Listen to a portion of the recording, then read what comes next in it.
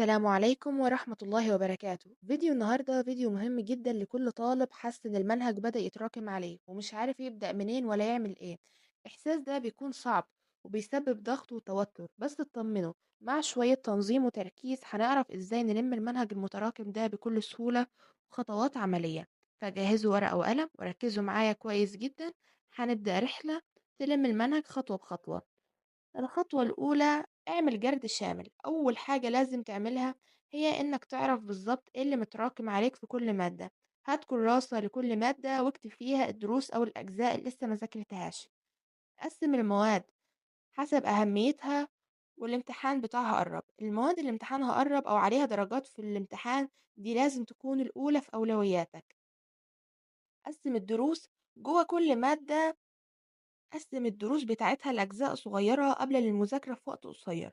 بدل ما تقول مثلا هذاكر الوحدة الخامسة، قول لأ، هذاكر الدرس الأول من الوحدة الخامسة. ده بيديلك دفعة وباور إنك تخلص في وقت قصير وما تحبطش. الخطوة التانية، حط خطة واقعية وما تضغطش نفسك. حدد وقت المذاكرة كل يوم، حتى لو كان وقت قليل، المهم تذاكر بانتظام. خصص وقت محدد لكل مادة حسب أهميتها وحجم المتراكم فيها.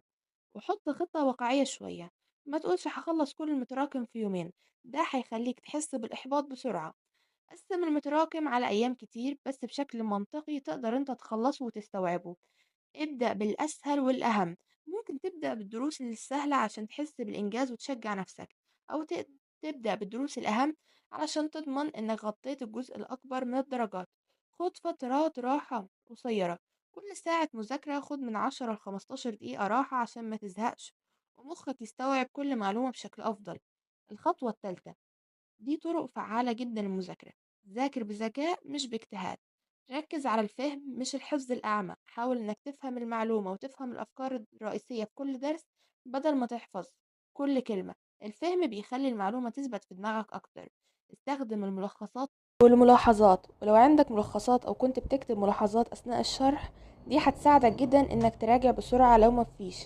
حاول تعمل ملخص بسيط لكل درس بعد ما تذاكره. الأسئلة وتمارين بعد كل درس، ده بيساعدك تختبر فهمك وتعرف نقاط ضعفك عشان تركز عليها أكتر. استخدم طرق متنوعة للمذاكرة. ممكن تستخدم الخرائط الذهنية أو تشرح الدرس لنفسك بصوت عالي وتتخيل نفسك مدرس وقدامك طلبة، أو تستخدم فيديوهات تعليمية للدروس بتاعتك على الإنترنت عشان توضح لك الأفكار بشكل أسهل وأسرع. ذاكر في مكان هادي ومريح. حاول تختار مكان مفهوش دوشة ومشتتات علشان تركز في مذاكرتك. الخطوة الرابعة، اطلب المساعدة عند الحاجة. اسأل المدرسين لو في حاجة مثلا مش فاهمها. ما تتكسفش تسأل المدرس بتاعك، هما موجودين عشان يساعدوك. حتى لو كان السؤال بتاعك يبان لك بسيط وتافه، برضو اسأله. ذاكر مع زمايلك. ذاكر مع زمايلك. ممكن تذاكر مع زمايلك اللي فاهمين كويس في المواد المتراكمة عليك وتتبادلوا المعلومات والشرح. استخدم مصادر تعليمية إضافية. في كتير من المواقع والقنوات التعليمية على الإنترنت اللي ممكن تشرح لك الدروس بطرق مختلفة. الخطوة الخامسة، كافئ نفسك وحفز نفسك. شجع نفسك إنك تستمر. كافئ نفسك على إنجازاتك الصغيرة. كل ما تخلص جزء من المتراكم عليك، كافئ نفسك بحاجة بسيطة بتحبها علشان تشجع نفسك تكمل. خليك إيجابي متفائل. خلي عندك ثقة في قدراتك إنك هتلم المنهج. التفكير الإيجابي بيساعدك تستمر وما تستسلمش. راجع التقدم بتاعك باستمرار. كل فترة بص على الخطة بتاعتك وشوف وصلت لحد فين، ده هيديلك حافز انك ماشي في الطريق الصح. نصيحة أخيرة، الهم انك تبدأ دلوقتي وما تنتظرش اللحظة المثالية. كل خطوة صغيرة بتخطيها بتقربك من انك تلم المنهج كله. خليك منظم ومستمر وان شاء الله هتنجح وتتخطى التحدي ده بكل سهولة. اعتبره تحدي وخده مع نفسك، وان شاء الله هتقدر انك تفوز فيه. بالتوفيق يا ابطال، واتمنى فيديو النهاردة يكون فاتكم. والسلام عليكم ورحمة الله وبركاته.